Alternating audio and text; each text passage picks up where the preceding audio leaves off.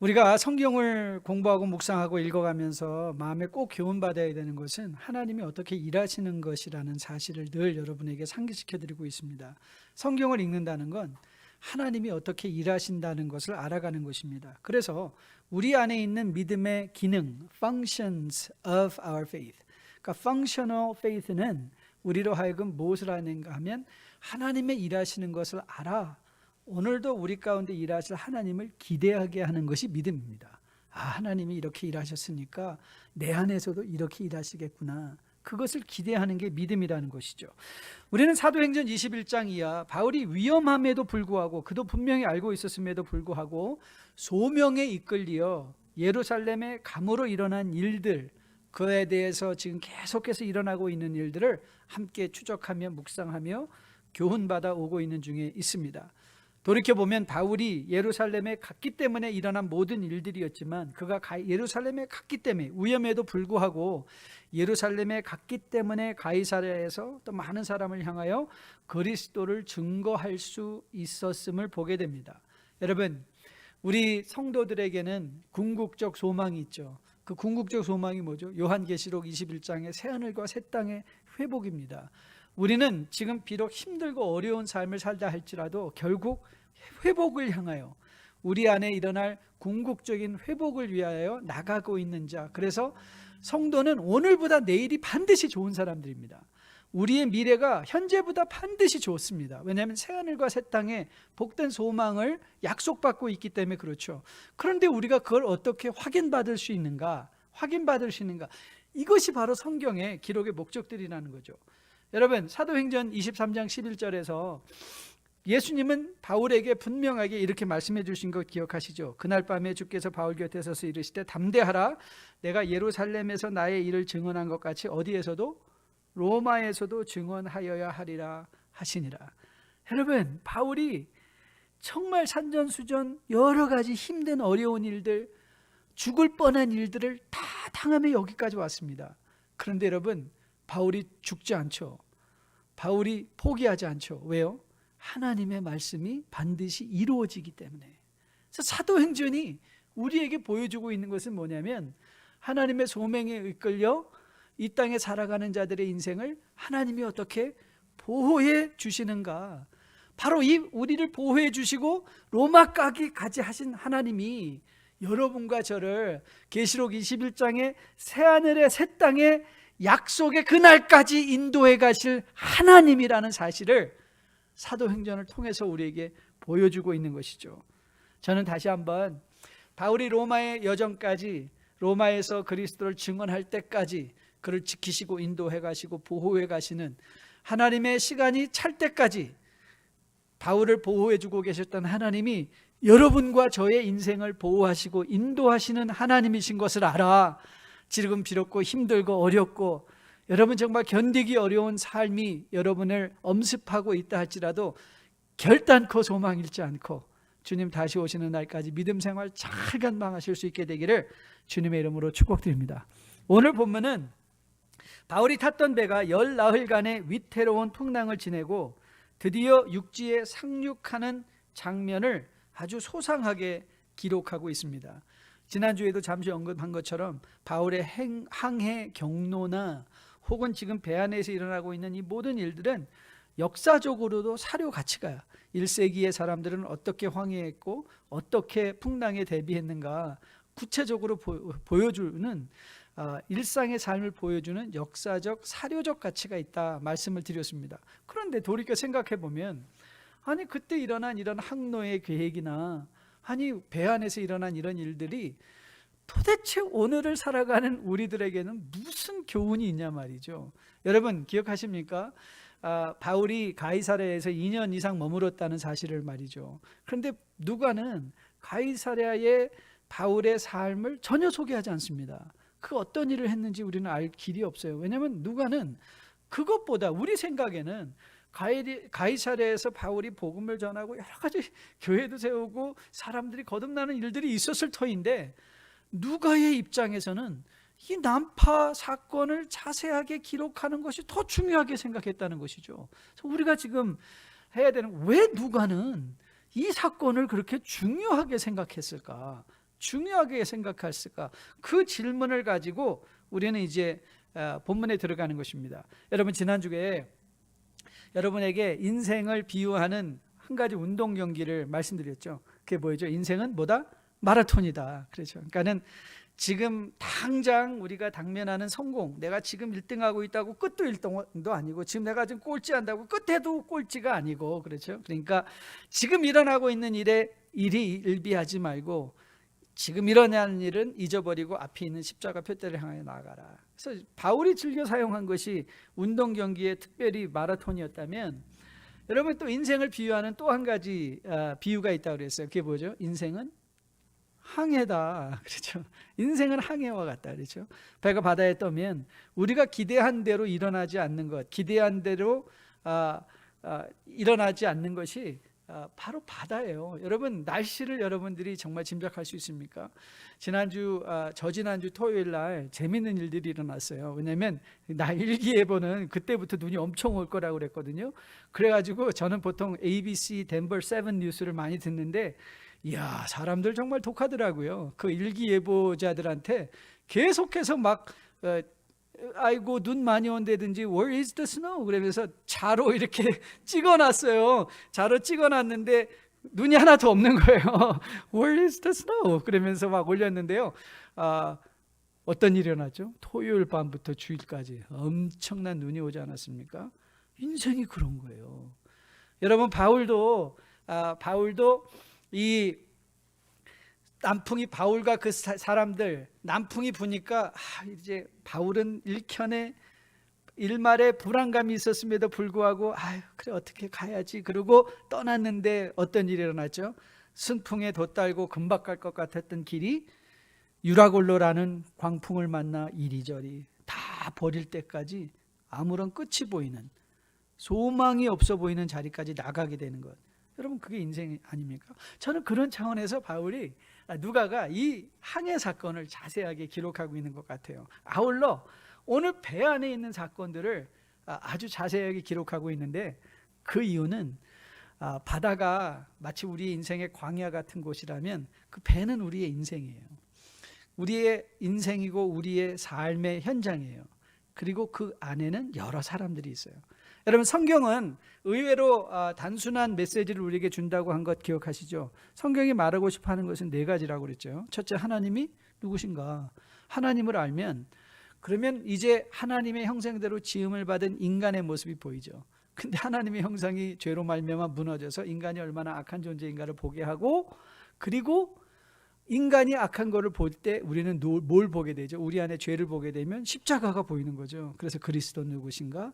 그리고 그리스도로 인하여 거듭난 자들에게는 어떤 삶을 살아야 되는가? 하나님의 나라의 삶, 하나님 나라 백성의 삶, 교회에 관한 교훈들. 그래서 사실 성경의 어떤 구절을 읽어도 이 4가지 질문 중에 하나, 2개 아니면 모든 4개가 우리에게 교훈을 주는 거예요. 하나님은 어떤 분이고, 인간은 어떤 존재이고, 그리고 그리스도는 어떤 분이고, 아울러 하나님의 나라 교회는 어떤 곳인가를 우리에게 보여주는 것이 성경 말씀이거든요. 저는 오늘 이 배 안에서 보여지는 사람들이 바로 우리가 살아내고 있는 인간들의 축소판, 우리의 삶의 현장의 축소판이라고 믿어요. 그래서 이걸 보면서 우리는 도대체 인간은 어떤 존재인가를 교훈받는 거예요. 가장 먼저 여러분과 함께 보려는 인간의 군상들의 모습은 사공들로 통하여 보여지는 모습들이에요. 여러분, 30절 사공의 말씀을 한번 보실래요? 뭐라고 기록되어 있죠? 사공들이 도망하고자 해요 이물에서 닻을 내리는 채하고 거룻배를 바다에 내려놓거든. 여러분, 한번 상상해 보세요. 이제 여러분, 이 배에서 지금 제일 중요한 사람들이 누구죠? 사공들이에요. 육지까지 배를 끌어갈 사람들이 사공들인데, 이들이 지금 뭐 하고 있어요? 자기만 살겠다고 닻을 내리는 척하고 구명보트를 내려놓고 구명정을 내려서 지들만 나가겠다는 거예요. 여러분, 몇 해 전에, 7년 전에 정확하게, 우리 조국에서 정말 기억하고 싶지 않은 선박사고가 하나 있죠. 지금도 종종 신문에 올라오는 세월호 사건입니다. 여러분, 세월호 사건이 국민들을 분노하게 한 이유가 어디 있는지 여러분 아시죠? 어린 학생들에게는 선실에서 가만히 있으라 해놓고 선원들은 지들이 먼저 구명정 타고 구출받은 거예요. 여러분, 그래서 우리는 분노하지 않았습니까? 선원들이 마지막까지 승객들의 안전을 다 지킬 때까지 자기들은 배에 머물러야 되는 것인데, 여러분 보세요. 자기만 살겠다고 사공들이 배를 슬쩍 떠나려는 그 모습을 봅니다. 여러분, 그러고 보면 이 세상에는 남은 어떻게 되든지 간에 자신의 안위만을 생각하는 이런 부류의 사람은 늘 있습니다. 늘 있습니다. 아니, 이런 사람은요, 꼭 밖에 있는 것만은 아닙니다. 비록 정도의 차이는 있을지 모르지만 나 하나만이라도 살겠다, 나 하나만이라도 잘 되겠다 하는 이기적인 자기 보호의식은 여러분 안에, 저 안에도 여지없이 있습니다. 이 이기심, 이것은 죄로 말미암아 우리의 심성 안에 들어온 죄의 영향력입니다. 우리는 이런 이기심에 사로잡힌 사공들을 통해서 적어도 이런 인간과 관련해서 두 가지 실제적인 교훈을 받습니다. 먼저, 혹 여러분 주변에 이기적인, 자기만 잘 살겠다고 자기만 챙기는 그런 사람들을 보고 놀라지 마시라는 거예요. 놀라지 마. 아니, 어떻게 인간이 저럴 수 있어가 아니라, 우리는 늘 이렇게 말을 해야 돼요. 그렇지, 충분히 저럴 수 있어. 나도 그런 상황에 들어가면 내 마음 나도 몰라. 이게 우리가 할 말이에요. 왜냐하면 성경이 말하는 인간의 모습이 그렇기 때문에 그렇죠. 여러분, 그렇기에 인간은 결단코 우리의 믿음의 대상이 될 수 없습니다. They can never become our object of faith. 믿음의 대상은요, 여러분의 믿음의 대상은요, 주변에 있는 어떤 사람이 아니에요. 여러분이 믿음의 대상을 사람으로 삼는다면, 어떤 여러분 지금 생각하기에 경건한 지도자가 내 믿음의 대상이야 라고 한다면, I guarantee 여러분의 믿음은 반드시 시험받을 거예요. 반드시 흔들릴 거예요. 왠지 아세요? 인간은 누구나 할 것 없이 그 마음에 자기 보호에, 이기심에 아직도 이끌려 살아가는 사람들이기 때문에 그래요. 자기 이익에 따라 살아가는 사람. 하나님이 간섭하지 아니하시면 인간은요, 서슴없이 남을 밟고 올라설 수 있는 게 인간인 것이죠. 여러분, 이런 인간들을 향하여 경고하고 있는 바울의 선언을 들어보십시오. 31절 말씀인데요, 바울이 백부장과 군인들에게 이르되 이 사람들이 배에 있지 아니하면 너희가 구원을 얻지 못하리라 하니.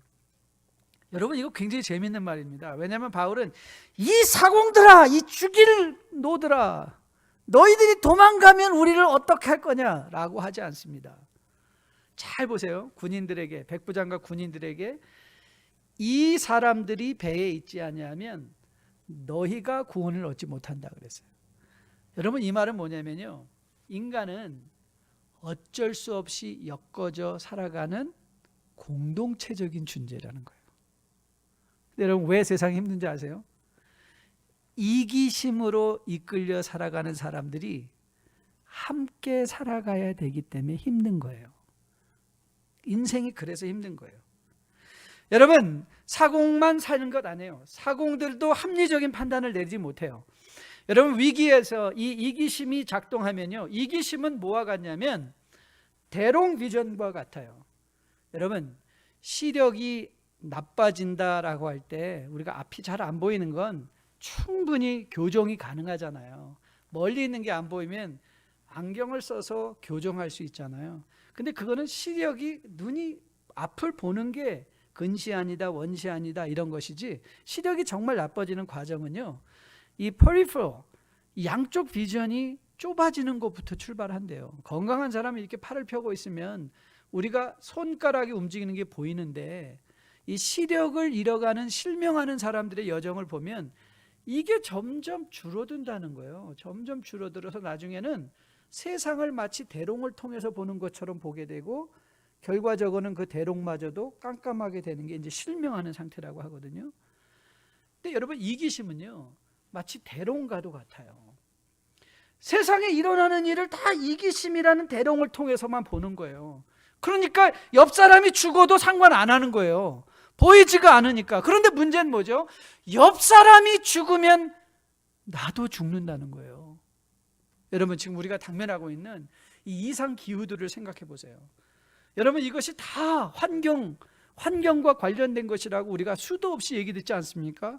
지난주에 북경발 그 엄청난 황사, 그 대낮에도 빌딩이 보이지 않을 정도로 앞이 가시거리가 다 사라져버리는 BBC에서 ABC에서 NBC에서 그 모든 북경의 상황들을 보도했어요. 여러분 중국의 황사가 일어나면, 중국의 미세먼지가 일어나면 중국 사람들만 죽습니까? 아닙니다. 한국이 큰 영향을 받습니다. 미국은 괜찮다고? 아닙니다. 여러분 아시죠? 이 중국의 황사가 미국까지 온다는 사실을. 그러니까 여러분 나 하나 돈 많이 벌자고 환경을 파괴하는 거는요, 결과적으로는 같이 죽는 것입니다. 그런데 그 대롱이에요. 그 이기심의 대롱을 가지고 이거 내 거야, 이건 내가 가져야 돼, 이거는 내가 살아야 돼. 그런데 돌이켜보니까 다 죽고 있는 거예요. 그게 인간인 거예요. 여러분 그렇기에 여러분 인간 보고 이제 별로 놀라지 마셔야 돼요. 인간들은, 여러분의 주변에 있는 모든 사람들은요, 여러분의 믿음의 대상이 아니라 여러분이 그리스도를 바라보게 하는 지시봉들인 거예요.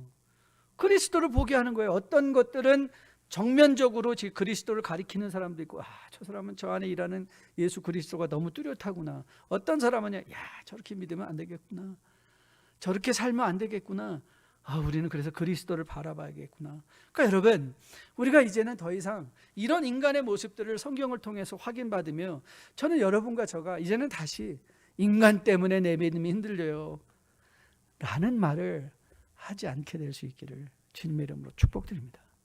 그리고 두 번째 믿음의 기능 중에 하나가 뭐냐면요, 오늘 인간이 여기서 있는 인간의 이기적인 모습들을 보여주며 여러분 안에도 저 안에도 있는 이기심을 드러내주며, 오늘 무엇을 우리에게 교훈하는가? 믿음이라는 것은요, 내 안에 있는 이기심과 싸우는 게 믿음인 거예요. 믿음의 싸움은 옆 사람과 싸우는 거 아니에요. 여러분 오해하지 마세요. 사람들과 싸워서 내 믿음이 좋아지는 건 아니에요. 여러분 교회 역사의 가장 비극적인 것은 크루세이드, 여러분 십자군 전쟁이에요. 그 십자군 칼을 앞들고 믿음을 위하여 여러 사람을 핵살했을 때, 여러분 그래서 그리스도의 사랑이 드러났나요? 아니에요. 그건 그리스도의 흑 역사가 되고 말았어요. 믿음은 바깥에 있는 사람들과 싸우는 게 아니라요, 내 안에 있는 내 이기심과 싸우는 거예요. 믿음은 내 이기심을 기꺼이 내려놓게 할 수 있는 힘인 거예요. 믿음은 내 안에 나의 참여이 아니라, 내 이익이 아니라, 내가 비록 손해를 보는 것 같다 할지라도 함께 배탄 공동체의 운명을 생각하게 하는 게 믿음인 것이에요. 저는 여러분과 저가 다시 한번 이 믿음의 싸움에 대한 복된 합당한 이해가 있게 되기를 주님의 이름으로 축복드립니다. 바깥 사람들과 싸우려 하는 것 아니라 이제 내 안에 있는 이기심과 싸워가는 믿음의 선한 싸움을 잘 감당하며 주님과 함께 걸어낼 수 있는 여러분과 저 되기를 주님의 이름으로 축복드립니다. 우리가 보려는 두 번째 부류의 사람은요, 군인을 통해서, 우리가 군인들을 통해서 보려고 합니다. 여러분 42절 보니까 42절에 이렇게 적혀 있죠. 군인들은 죄수가 헤엄쳐서 도망할까 하여 그들을 죽이는 것이 좋다, 이렇게 해서 다 죽이자 이렇게 얘기한 거예요. 여러분 한번 생각해 보세요. 물론 거기에는 바울을 비롯한 또 다른 죄수들이 있었던 것 같아요. 그런데 여러분 지금 바울은 어떤 상황이죠? 그의 죄의 유무 여부를 판명받기 위하여 가고 있는 중에 있는 사람 아닌가요? 그런데 군인들은 뭐 하자는 거예요? 다 죽여버리자는 거예요. 두 가지 해석이 가능하겠죠. 군인들은 첫째는 자기 책임을 다하려고, 혹이라도 이 죄인들이 도망쳐서 또 다른 큰 범죄를 일으키지 않을 것인가, 죽이자, 우리가 통제할 수 없으니까 죽이자. 아니면 자기의 책임을 회피하려고, 이들이 도망칠까 봐 두려워서 우리가 다 죽였습니다. 그러니까 책임을 지려 하는 것과 책임을 회피하라는 것이 동시에 일어나고 있는 것을 보게 되죠. 여러분 한 사람이 죽는다는 건요, 인생이 끝나는 거예요. 그 극단적인 행동입니다. 그렇죠? 극단적인 행동이에요. 그런데 이들은 다른 대안을 생각하려 하지 않고요, 일단은 자기의 책임과 관련된 모든 일들을 그냥 해결해 버리려고 하는 것을 보게 됩니다. 이런 사람들은요, 사공이 이기주의였다면 이 사람들은 원칙주의자입니다. 원칙주의자예요. 자신들의 책임이 가장 중요한 거예요. 다른 사람의 생명보다 내 책임이 중요한 거예요. 내 자리를 지키는 것이 중요한 것이죠. 여러분, 현재 캄보디아의 이웃인 미얀마에서 쿠데타가 진행 중에 있습니다. 지금 뉴스에서 군부가 실사격을 해서 수많은 사람들의 사상자가 발생하고 있고 민간인 약탈까지도 일어나고 있고, 또 아웅수치 여사는 국민들에게 무장해서 같이 싸우자 그래서 지금 미얀마가 혼돈을 향하여 치달리고 있는 것을 보게 됩니다. 제가 쿠데타를 주도하고 있는 군인이 나와서 기자회견하는 것을 들어봤습니다. 여러분, 그 뭐라고 말하는 줄 아십니까? 이렇게 말했어요. 미얀마의 미래를 위해서, 정치적 비리들을 척결하기 위해서, 그래서 내가 새롭게 투표할 때까지만 이 나라를 바로 세우려고 이 일을 하고 있습니다.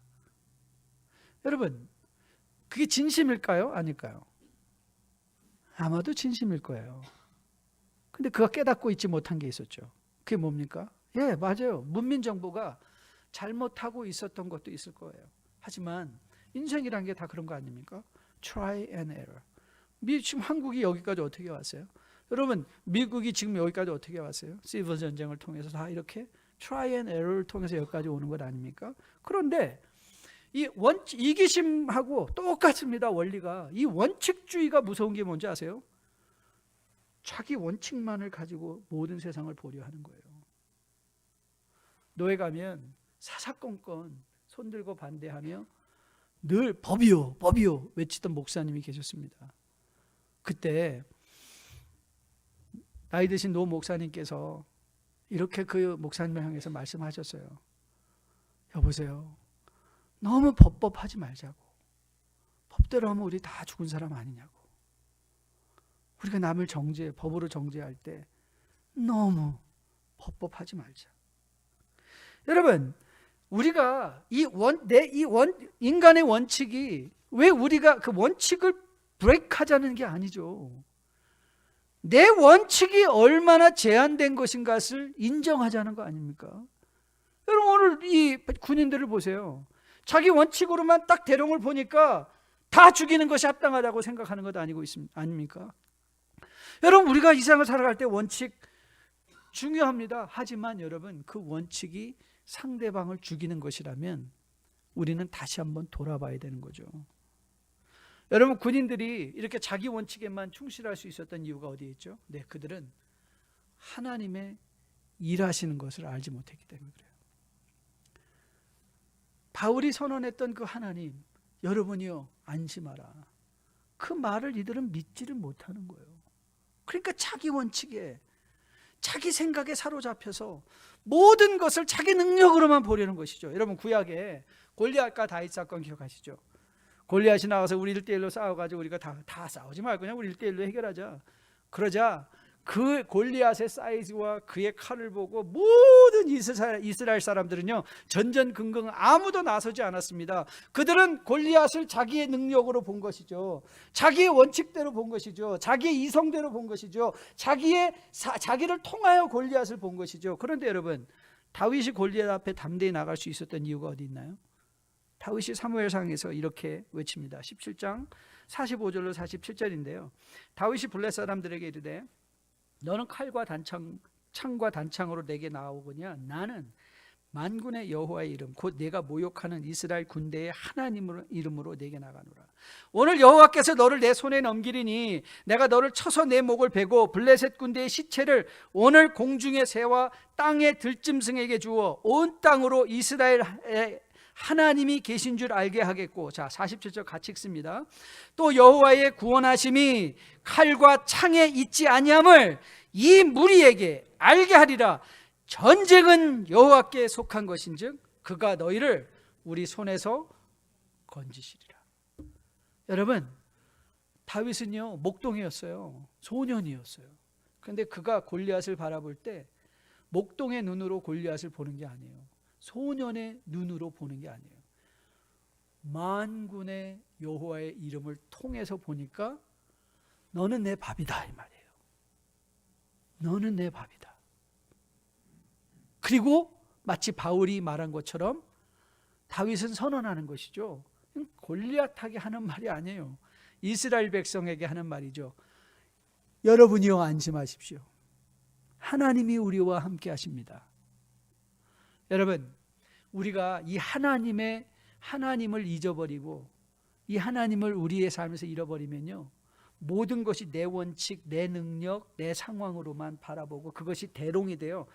넓고 깊고 크고 높게 일하시는 하나님을 부인하게 되고 결과적으로 다 죽어버리는 비극적인 상황 속에 나가게 된다는 거예요. 저는 여러분과 저의 눈이 다시 한번 띄어지기를 주님의 이름으로 축복드립니다. 이제는 더 이상 세상을, 우리 인생을 이기심이라는 나의 어리석은 제한된 원칙이라는 것으로 보지 않고 온 우주를 운행하시고 주장하시며 오늘보다 더 좋은 내일을 준비하고 계신 그 예수 그리스도께 집중하며 우리의 삶을 주님과 함께 동행하며 살아낼 수 있는 여러분과 저 되기를 주님의 이름으로 축복드립니다. 마지막으로 살펴보려는 것은요, 바울과 그 일행입니다. 여러분, 31절에서 바울이 이렇게 선언했어요. 바울이 백부장과 군인들에게 이르되 이 사람들이 배에 있지 않냐면 너희가 구원을 얻지 못하되. 여러분, 이거는요 아주 상황에 하나님의 뜻에 의거한 근거로 솔루션을 제공하고 있는 거죠. 해결책, 해결 방안을 그가 제시합니다.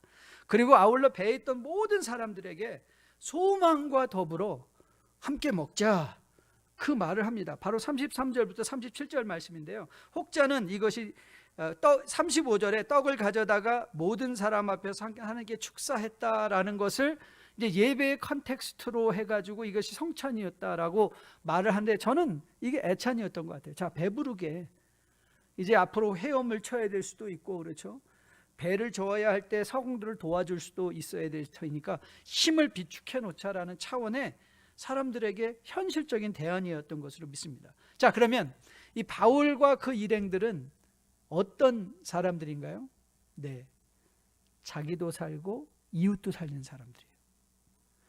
성도는 누군지 아세요? 성도는 자기만 살고 이웃을 죽이는 사람이 아니에요. 성도는 자기도 살 뿐만 아니라 이웃도 함께 사는 사람들이에요. 이웃도 함께 사는 거예요. 여러분, 그런데 재미있게 오늘 누가가 본문을 여러분 쭉 읽다 보면요, 그 배에 있던 사람들의 숫자를 굳이 밝히고 있어요. 276명이었다고 밝히고 있습니다.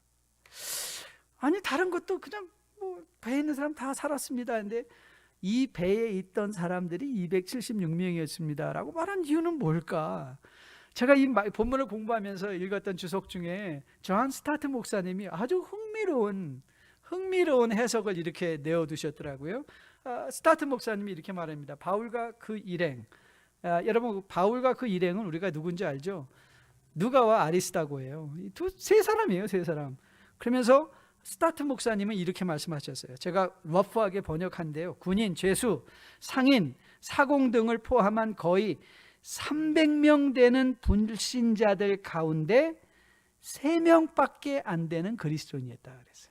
그래서 저는 관심이 있어가지고 300명에 3명이면 1%인데 276명 중에 3명이면 몇 %인가 하고 얼른 계산기 들여서 두드려봤더니요, 1.09%라고요. 그러니까 1%예요. 여러분, 바울과 그 일행 안에, 배 안에 있었던 전체 사람의, 바울과 그 일행 세 사람은 전체의 1%에 불과한 거예요. 겨우 1%의 성도가 배 안에 있는 모든 사람을 구원받게 하는 거예요. 이게 여러분 경이롭지 않으세요? 44절 말씀이죠. 그 남은 사람들은 널조가 혹은 배 물건에 의지하여 나가게 하니 마침내 사람들이 다 상륙하여 구조되었다. 다 상륙하여 구조됐다. 팬데믹 이후에 뭐 사람들이 많아요. 교회 망했습니다. 교회 없어질 겁니다. 청년들이 교회를 떠나가 있습니다. 주일학교가 사라지고 있습니다. 여러분, 우리 그렇게 호들갑 떨지 않아도 됩니다. 교회가 팬데믹 때문에 사라진다고요? 그렇지 않습니다. 1%만 있으면, 1%만 있으면 교회 결탄코 없어지지 않습니다. 그러고 보면 하나님의 구원은요, 하나님의 구원의 능력은 뭐 교회 사이즈나 인간의 능력에 달려있는 것이 아닌 것을 다시 생각합니다. 여러분, 한국교회 문제 있다 말하지 마십시오. 하나님께서 이 모든 문제를 대해서 교회를 흔드시는 것 같아서 교회가 없어질 것 같다고요. 천만의 말씀입니다. 건강한 교회가 세워날 것입니다. 저는 이 팬데믹이, 물론 우리가 힘들고 어려운 과정을 겪어왔지만 저는 이 팬데믹이 또 하나 우리에게 제시한 중요한 교훈이 있다고 믿습니다. 팬데믹은 마치 리트머스 시험지와 같았어요. 우리의 믿음을 점검하는, 너가 정말 신자냐 아니냐, 아무도 보지 않을 때 하나님을 향한 예배의 열망이 너 안에 있더냐 없더냐, 누가 아무도 보지 않았을 때 하나님 나라를 섬기고 싶어하는 열망이 있더냐 없더냐. 저 팬데믹은 우리에게 물은 거예요. 너의 믿음이 진짜냐 가짜냐. 전 감사해요.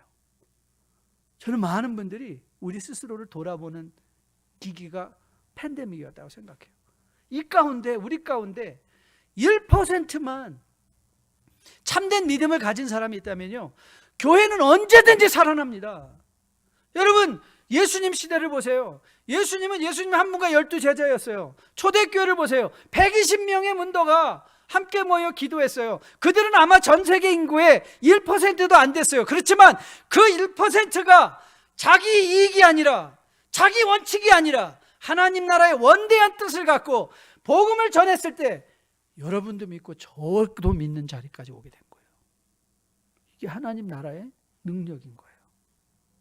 저는 뉴라이프에 속한 여러분과 저가 이 세상을 살리는 그 1%이기를 주님의 이름으로 축복드립니다. 그리고 우리가 노력하고 우리가 기도해야 될 것은, 하나님, 저 교회 문제입니다, 한국 교회 문제입니다, 이런 문제에 대한 원망이 아니라, 하나님, 제가, 우리 교회가 그 1% 되게 도와주세요. 이 헌신의 기도가 우리가 마땅히 드려야 될 기도인 것으로 믿습니다. 오늘 본문에 또 하나 흥미로운 구절이 등장합니다. 그 43절인데요. 43절 말씀 보니까 백부장이 바울을 구원하려 하여 그들의 뜻을 막았다. 다 죽이자는 군인들의 뜻을 막았다라고 적고 있어요. 왜 이 말을 했을까? 저는 누가가 백부장을 우리에게 소개함으로 말미암아, 여러분 보세요. 우리는 이런 인간은 이기적인 인간, 원칙적인 인간, 뭐 자기도 살고 함께 사는, 이렇게 이 원칙을 주면요, 우리는 즉시 무슨 일을 하기 시작하냐면 우리 주변에 있는 사람들을 가르기 시작해요. 저건 이기주의자, 저건 원칙주의자. 근데 여러분, 오늘 누가는 우리가 이기주의자, 원칙주의자라고 생각했던 그 세상 사람들 안에도 백부장 같은 사람이 있더라, 이 말을 우리에게 보여주고 있는 거예요. 그래서 그 말은 무슨 뜻이죠? 네, 여기 등장한 모든 사람들을 가지고 사람들을 가르며 판가르며 그들을 정죄하고 판단하려는 것이 아니라, 여기 등장한 모든 사람들은 나의 거울이다, 우리 자신의 거울이라는 거예요. 내 자신을 비춰보라는 거예요. 혹이라도 내 안에 내 인생이 이기심으로 주장되고 있지는 않나. 혹이라도 나는 너무나 많은 경우에 사람들 가운데 원칙 따지는데 결국 돌아봤더니 그 원칙은 자기 원칙이고 하나님의 원칙이 아니었다는 거예요. 그걸 보라는 거예요. 자녀들에게도 부모에게 이 부모의 원칙이야 그러는데 그게 과연 부모의 원칙이었는지 자기 욕심의 원칙이었는지 돌아보라는 거예요. 사람을 판단하며 저 사람은 상종하지 못할 인간이라고 판단하며 손가락질할 때, 여러분 기억하시죠? 우리가 남을 손가락질할 때 이 세 손가락은 나를 향하고 있다는 거예요. 그렇죠? 여러분이 남을 정죄할 때 그 정죄함은 우리를 3번 정죄하고 있죠. 여러분, 남을 정죄하면 우리는 하나님도 정죄하는 것인 거 알죠? 손가락의 위치만 봐도 하나님은 우리에게, 남을 정죄하고 싶은 우리들에게 교훈하세요. 너 3번 돌아봤니? 그러니까 성경에 나오는 모든 인물들, 사건들은요, 우리 인생의 거울이고 나 자신의 거울인 거예요. 남의 모습을 볼 필요 없어요. 남더러 1% 되라 할 필요 없어요. 내가 1%이면 되는 거예요. 그러면 주변의 사람들은 살아나는 거예요. 아버지가 1%가 되면 아내, 자식들 살아날 수 있어요. 아내가 1% 되면 남편, 자식들 다 공동체 살아날 수 있어요. 그 가정이 이 교회에서 1%가 되면 이 교회 살 수 있어요. 이 교회가 1%가 되면 미국 살 수 있어요. 문제는 남에게 1%가 되라 하지 않고 내가 그 1%가 되고자 하는 헌신의 모습을 가지고 다가가는 것이겠죠. 저는 여러분과 저가 오늘 본문에서 만났던 이 모든 사람, 우리 인생의 군상들의 모습 가운데 내 자신을 비춰보며 혹이라도 내 안에 나는 너무 이기심이 많아, 나는 내 원칙에 너무 사로잡힌 사람이야, 그런 마음이 들었다면 천부여 의지 없어서 내가 주께로 옵니다 하고 아버지께 나가신 여러분 되시기를 주님의 이름으로 축복드립니다. 그래도 내 안에 조그만 나는 그래도 1%에 가까운 사람인 것 같아 라는 생각이 든다면 하나님께 감사하시고 더 헌신된 모습으로 하나님 앞에 나가기를 결단하며 기도하는 여러분과 저 되기를 주님의 이름으로 축복드립니다. 여러분 인생의 궁극적인 목표는요, 우리 안에 하나님의 마음을 갖는 것이겠죠. 여러분 기억하십니까? 바울이 뭐라고 말했죠? 빌립보서 2장에서 너희 안에 이 마음을 품으라고 그리스도 예수의 마음이니. 오늘 사도행전 사건도 오늘도 우리에게 그 교훈을 하고 있다고 저는 믿습니다. 우리가 하나님의 마음을 품는 거죠. 그래서 하나님의 마음을 가지고 내 인생을 보는 거예요. 내가 지금 비록 힘들고 어렵지만 하나님, I know tomorrow will be better. 그리고 하나님 앞에 고백하는 거죠. 아버지, 제가 힘들지만 나의 끝은 새하늘과 새 땅에 축복된 하나님의 임재인 걸로 믿습니다. 그래서 우리의 마음을 용기를 주는 거예요. 그리고 하나님의 마음을 가지고 세상을, 내 인생을 바라보는 것이죠. 우리 다 함께 일어나서 마지막 찬양하려고 하는데요. 아버지, 당신의 마음이 있는 곳에 나의 마음이 있기를 원해요. 아버지, 당신의 눈물이 고인 곳에 나의 눈물이 고이길 원해요. 하나님 아버지가 바라보는 영혼에게 나의 두 눈이 향하길 원해요. 아버지가 누굴 보고 계시죠? 네, 죄인들 보고 계세요.